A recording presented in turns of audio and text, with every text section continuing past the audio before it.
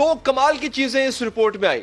ایک چیز تو یہ عمران خان صاحب نے پہلی بار یہ تاریخ رقم کی ہے کہ کسی رپورٹ کو پبلک کیا, ایک بات.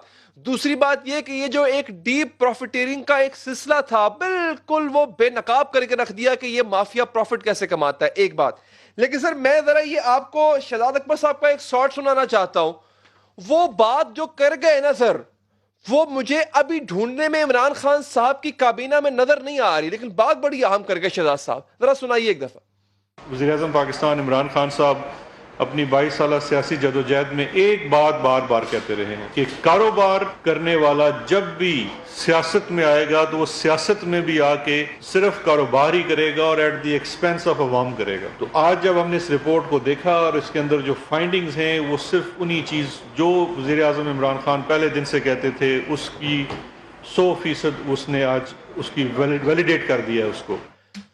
بھٹی صاحب کابینہ پر نظر دوڑائیں تو کون نہیں ہے سر عمران خان کی کابینہ میں جو کاروبار نہ کرتا ہو. جہانگیر ترین صاحب کو بھی عمران خان سے سپریم کورٹ نے دور کیا, وہ تو دور کرنے کو راضی نہیں تھے. یہ رپورٹ تو اب آئی ہے. جہانگیر ترین خان صاحب کب سے کاروبار کرتے ہیں, خسرو بختیار صاحب کاروبار, کون نہیں ہے سر جو کاروبار کرتا ہے.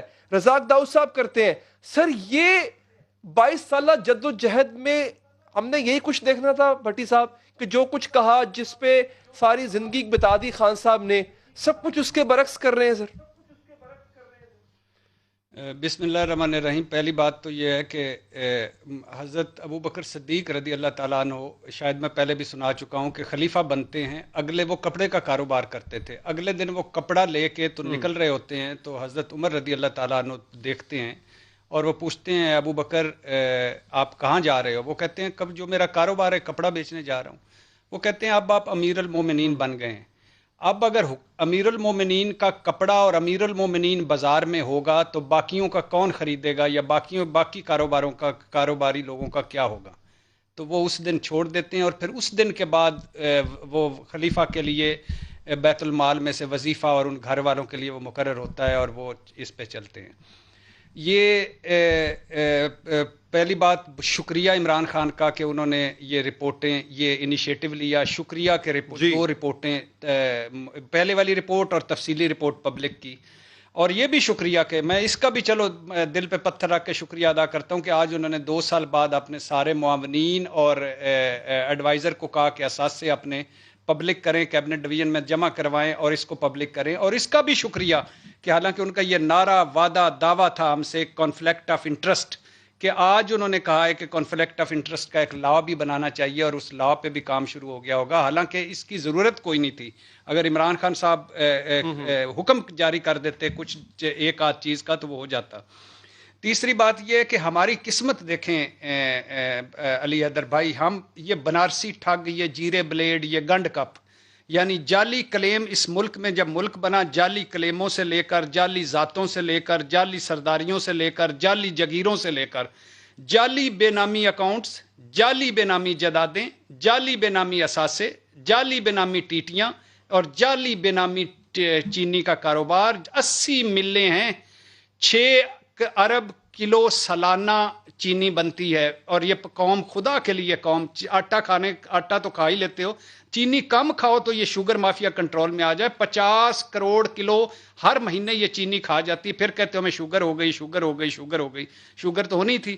تو یہ کھا جاتی ہے. اور یہ ایک 80 ملوں میں 6 خاندان ہیں جن کی 23 ملیں ہیں جو 50% کو کور کرتے ہیں. اور یہ کارٹل ہے, مافیا ہے, اس میں مسلم league, Peoples party, Tehreek Insaf, سارے. اور ہمیں آج پھر بتایا جا رہا ہے, یعنی ہم گھوم کے وہاں, نواز شریف صاحب تھے تو وہ کہتے تھے میرے بچوں کا میرے ساتھ کوئی تعلق نہیں ہے. شہباز شریف ابھی 2 گھنٹے 10 منٹ ہو کے ہیں نیب سے, میرے اہل خانہ اور میرے بچوں کا کوئی تعلق نہیں ہے. بلاول صاحب وہ کہتے ہیں کہ زرداری صاحب کے کاروبار کا ان سے کیا تعلق ہے. رزاق داؤد صاحب کا ہمیں بتایا جاتا ہے کہ ان کے بچوں کا ان کے ساتھ کیا تعلق ہے. ندیم بابر صاحب کا بتایا جاتا ہے کہ ان کی فیملی کا ان کے ساتھ کیا تعلق ہے. خسرو بختیار صاحب کا بتایا جاتا ہے کہ بھائی ادھر وزیر ہے, چھوٹا بھائی خزانہ کا ہے, لیکن وہ تو ان کے دوسرے بھائی کی مل ہے, ان کا ہمارے ساتھ کیا. گھوم کے وہیں.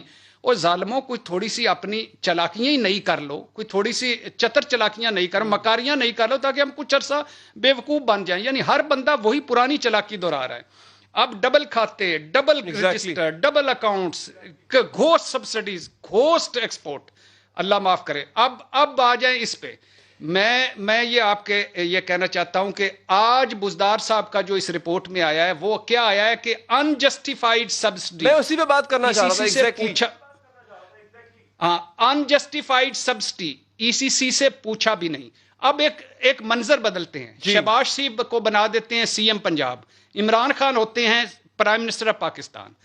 اب شہباز شریف کے بارے میں یہ آتا کہ 2.5 ارب کی انہوں نے سبسڈی دی ہے اور انجسٹیفائیڈ دی ہے اور ای سی سی سے نہیں پوچھا.